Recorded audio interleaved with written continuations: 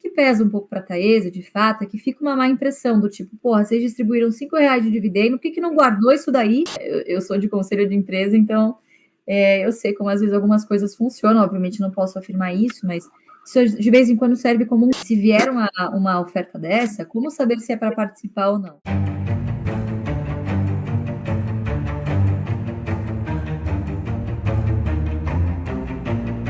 Fiquei com um pouco de dificuldade de entender qual é o medo que as pessoas estão da Taesa possivelmente fazer um follow-on, né? A empresa distribuiu nos últimos 2 anos, o que, em média, 4, 5 pau de dividendo, é isso?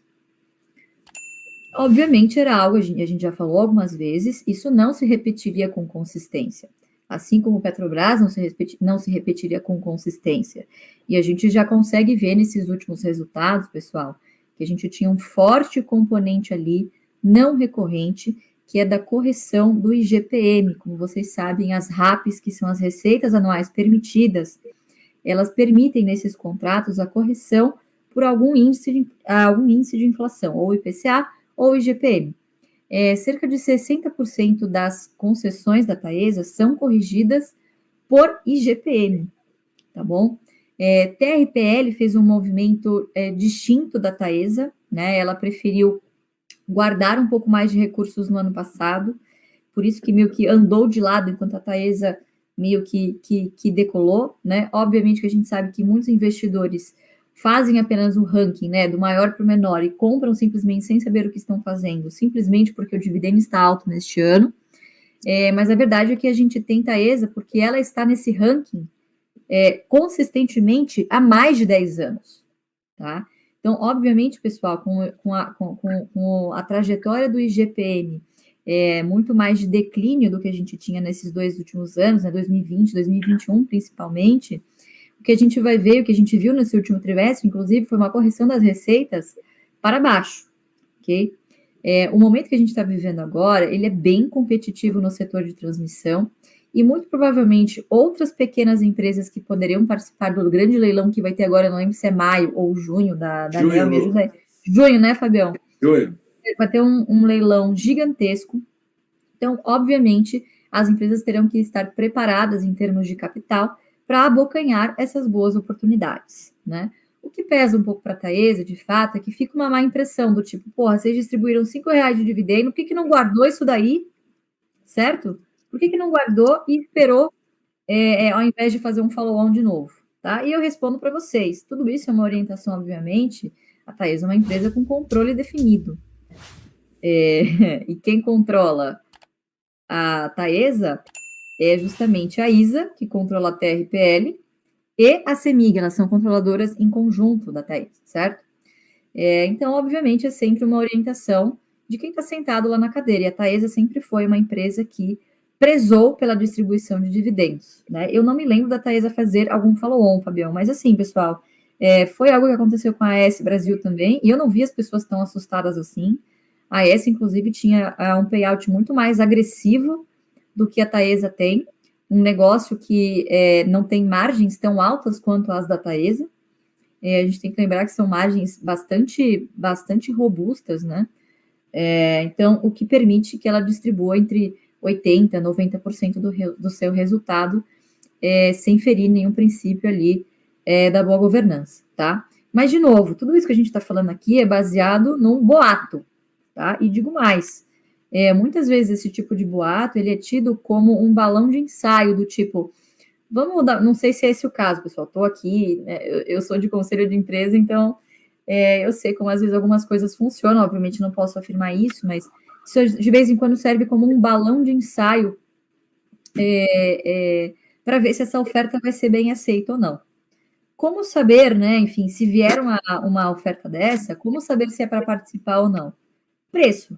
Se vier um absurdo aí, sei lá, quero captar a R$ 40, obviamente que ninguém vai fazer essa captação de recursos, ninguém vai aceitar, porque a ação está cotada a R$ 34 na bolsa. Então, primeiro vai depender do deságio que eles vão querer dar essa oferta, essa potencial oferta, que o mercado não gostou muito justamente por esse fluxo alto de dividendos dos últimos anos, mas se tiver que vir, vai vir, e paciência, e a depender do preço eu participaria sim, como participei da ES, é uma espécie de, vou pegar os dividendos que vocês me deram, vou aportar de volta na empresa e espero que esses novos investimentos me retornem em dividendos tão altos quanto os que me deram no passado, tá, pessoal? Mas assim, eu honestamente não entendi o porquê desse medo todo, do porquê desse frenesi em torno dessa notícia, tá? É algo que costuma acontecer com bastante frequência. A gente não pode deixar de lembrar também, de salientar, que nós tivemos uma mudança de taxa de juros extremamente brusca. Então, imagina para você que está à frente de uma empresa como essa, em que você está ali planejando, você está ali numa estratégia, a taxa de juros é X, com IGPM X, do nada, tudo isso muda em 12 meses, tudo isso muda. Né? A diretriz que você deliberou lá atrás já não é tão assertiva com a realidade que você tem hoje. Então, faz parte das empresas, é assim mesmo que acontece, e obviamente que fica o alerta, né, para que para a gestão da companhia, enfim, que isso sirva de alerta que o acionista cativo, não aquele mero caçador de dividendos, esse cara ele está atrás do dividendo perene, né? Então, talvez teria sido uma decisão mais sábia ter retido um pouco desses dividendos, aguardando alguma oportunidade. Mas, de novo, como a Taesa é uma empresa de controle definido, vamos ver também se os controladores vão querer colocar dinheiro nisso, né? Ou se eles vão querer ser diluídos. Já não é de hoje que especula-se que a CEMIG quer vender a sua participação na Taesa. Então, assim, não tomem decisões baseadas no que ainda é um boato, tá? Se vier a acontecer, eu não acho que seja grave, mas eu acho que a ação sim precifica, eu acho que cai. Não acho que vai ser algo que os investidores vão querer. Não prejudica o investidor, desde que você subscreva. Okay? Se você não subscrever, você será diluído, mas, obviamente, você tem a possibilidade de, se a ação cair, caso caia, não há essa segurança de que vai cair, você pode comprar mercado, comprar a participação que você foi diluído. Então, eu honestamente não vejo o porquê de tanto frenesi, mas, de fato, eu concordo com as críticas que estão sendo tecidas, bastasse que diminuísse um pouquinho o payout, né? Mas, de novo, talvez não era o melhor interesse do controlador nesse momento, lembrando, CEMIG, ISA, CETEP, que controla a TRPL, que optou por segurar o fluxo de dividendos, né? Então, obviamente, o rio corre para o mar, tá, pessoal? Então, vai depender muito da orientação dos controladores, tá? Do controle definido. Eu, particularmente, não vejo isso como um demérito, não. Isso já aconteceu com outras empresas que a gente investe e faz parte do mercado, as condições de mercado mudam. Follow-on é um dinheiro barato, sob a perspectiva de custo de capital da empresa, e a empresa distribuiu excelentes dividendos nos últimos anos, né? Quer dizer, mas obviamente que sinaliza que, não digo má gestão de capital, mas que poderiam ter distribuído menos, claro, se eles pretendiam fazer algum investimento. Mas, de novo, tudo baseado em boato, tá, pessoal? Eu não baseio nenhuma das minhas decisões de investimento enquanto não tiver um fato relevante, um anúncio que venha do RI.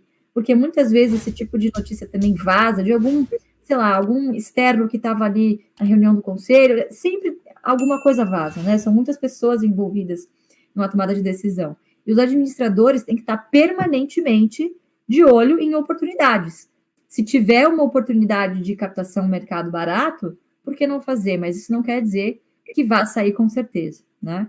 Então, vamos esperar. E a empresa já respondeu a notificação que a CVM me mandou, dizendo que, por enquanto, não há nenhuma perspectiva disso acontecer. Mas eu, particularmente, não acho que há nenhum abalo de confiança, pessoal. As empresas fazem follow-on para investir, né? Então, de novo, isso aconteceu em AES, eu posso... Nem dá para contar nos dedos a quantidade de vezes que isso já aconteceu. Itaúsa fez isso por muitos anos. Faz uma subscrição de 10%, anuncia o dividendo e faz uma subscrição de 10%, anuncia o dividendo e faz uma subscrição de 10%. Assim, é uma prática que depende, eu acho que depende muito do preço, né? Tudo sempre depende do preço, o preço é soberano.